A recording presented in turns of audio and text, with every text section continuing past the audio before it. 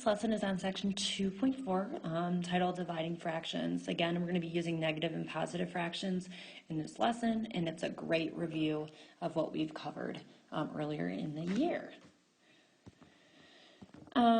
So we're going to first talk about that term multiplicative inverse. I also put the word reciprocal on here.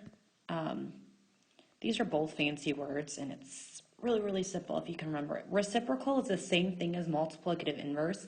Your book likes to use the word multiplicative inverse. On the MCA, they like to use the word reciprocal. So we need to make sure that we understand both of these terms and understand that they both mean the same thing. Please remember that multiplicative inverse, or that term reciprocal, just means to flip-flop the numerator and denominator of a fraction. So for example, if we're going to find the multiplicative inverse of negative 8/9, all we're going to do is keep the sign the same, and we're going to flip-flop the numerator with the denominator. That's it. And in this case, when we're finding the multiplicative inverse, you can keep it just negative 9/8, or if you'd like, you can turn this into negative 1 1/8 as well. Both would mean the same thing. In example 2, if we have the number negative 2 3/4, we cannot just flip-flop the fraction when it comes to a mixed number. We actually have to turn it into an improper fraction first and then do the flip-flopping. So I'm going to do negative 4 times 2 plus 3. So we have 4 times 2 is 8. 8 plus 3 is 11. So we have the, now we have the fraction negative 11 and keep the denominator 4 the same. And now we're going to flip-flop. So it'll be negative 4/11. The reason we're going over multiplicative inverses is that we have to understand how to do this when we're dividing fractions. So this will make a little bit more sense if you forgot why I'm going over this in a second. So when we divide fractions, we're going to first copy, dot, flip-flop. Easy steps to help you remember how to divide fractions. Copy the first fraction to change the division sign into a multiplication sign, flip-flop the second fraction, or do the multiplicative inverse of the second fraction, or the reciprocal of the second fraction. So let's go through some examples. Starting off easy, so we have negative 5/6 divided by 3/4. So again, let's leave this sign until the end.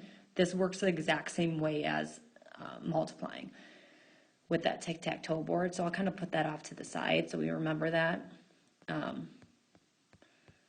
Okay, so we have negative 5/6 divided by 3/4. I'm going to first copy the first fraction. So I'm literally just copying. Again, I'm taking out that negative just because I'm going to leave it to the end. Copy. I'm going to dot. I'm going to turn the division sign into a multiplication sign, and now I'm going to flip-flop. It's as easy as that. Now it's a multiplication sign. We know how to do this. We're going to first cross-cancel, see if there's anything we can try to make these fractions a little bit smaller numbers. We can pull out a 2 from both the 6 and the 4. We can make this a 2 and make this a 3. We cannot pull out anything from the 5 and the 3. So 5 times 2 is 10. 3 times 3 is 9. We're going to simplify that to 1 1/9, because 9 goes into 10 one time with 1 left over. Now, not done yet, because you have to remember that negative sign that we put to the side at the beginning. A negative times a positive is a negative, or you can always think that negative overpowers everything. So you know that the answer's got to be negative. So my answer is negative 1 1/9. Last example. I wanted to do this example just because with these parentheses right here, don't have these intimidate you or confuse you. You can even pretend that they're not even there. What your book likes to do, and kind of what you see on tests and things, we like to separate the division sign with the negative sign, so that's why the parentheses are there. Again, you can even forget that they're there, so I'm literally even going to just erase it, because sometimes to me it gets a little confusing.